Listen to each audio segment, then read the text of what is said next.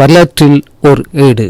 ஒருமுறை ஹதரத் உமர் ரலியல்லாஹு அன்ஹு அவர்கள் நபி ஸல்லல்லாஹு அலைஹி வஸல்லம் அவர்களிடம் வந்து, யா ரசூலல்லாஹ், ஹைபரில் எனக்கு ஒரு காணி இருக்கிறது, அதைவிட எனக்கு விருப்பமான உயர்தரமான சொத்து வேறு எதுவும் என்னிடம் இல்லை, அதை நான் என்ன செய்ய வேண்டும் என எனக்கு நீங்கள் கட்டளை இடுகிறீர்கள் என்று கேட்டார்கள். நீர் விரும்பினால் நிலத்தின் உரிமையை நீரே வைத்துக் கொண்டு அதன் வருவாயை சதக்கா செய்து விடலாம் என நபி அவர்கள் கூறினார்கள்.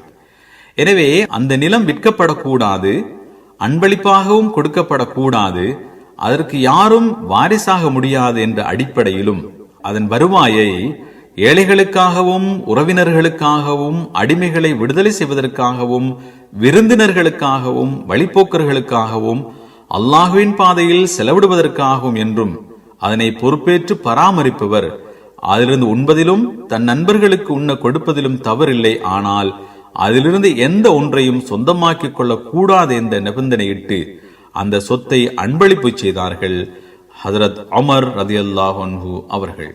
ஆதாரம் அஸ்ஸிஹாஹு சித்தா.